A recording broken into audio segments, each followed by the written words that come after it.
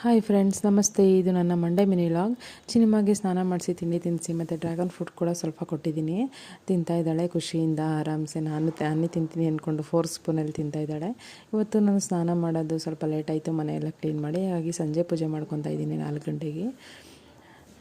ಇವತ್ತು ಮಧ್ಯಾಹ್ನಕ್ಕೇ ನಾನು ಚಪಾತಿ ಮತ್ತು ಮೆಂತ್ಯ ಚಪಾತಿ ಮತ್ತು ಟೊಮೊಟೊ ಚಟ್ನಿ ಮಾಡೋಣ ಅಂದ್ಕೊಂಡೆ. ಮನೆಯಲ್ಲಿ ಎಲ್ಲರೂ ಹೊರಗಡೆ ಹೋಗಿದ್ದರು, ಹಾಗಾಗಿ ನಾನು ಬೆಳಿಗ್ಗೆ ಉಳಿದಿರೋ ತಿಂಡಿನೇ ತಿನ್ಕೊಂಡಿದ್ದೆ. ರಾತ್ರಿಯೇ ನಾನು ಮೆಂತ್ಯ ಚಪಾತಿ ಮತ್ತು ಟೊಮೊಟೊ ಚಟ್ನಿ ಮಾಡಿದೆ. ಸ್ವಲ್ಪ ಬೇಗನೆ ಕಲಸಿಟ್ಟಿದ್ದೆ.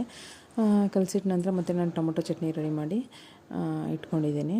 ನನ್ನ ಫುಲ್ ವೀಡಿಯೋ ಬೇಕಾದ್ರೆ ನಿಮಗೆ ನನ್ನ ಯೂಟ್ಯೂಬ್ ಚಾನಲ್ಗೆ ಹೋಗಿ ನನ್ನ ಫುಲ್ ವೀಡಿಯೋ ನೋಡ್ಬೋದು ನೀವು, ಟೊಮೊಟೊ ಚಟ್ನಿ ಹೇಗೆ ಮಾಡೋದು ಅಂತ ಅಂದ್ಬಿಟ್ಟು ನಾನು ಅದರಲ್ಲಿ ಅಪ್ಲೋಡ್ ಮಾಡಿರ್ತೀನಿ.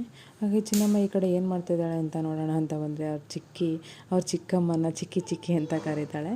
ಅವರು ಅಲಸಂದೆ ಕಾಳು ಬಿಡಿಸ್ತಾಯಿದ್ದಾರೆ. ಅಲ್ಲಿ ನಾನು ಮಾಡ್ತೀನಿ ಬಿಡಿಸ್ತೀನಿ ಅಂದ್ಕೊಂಡೋಗಿ ಬಿಡಿಸ್ತಾ ಇದ್ದಾಳೆ.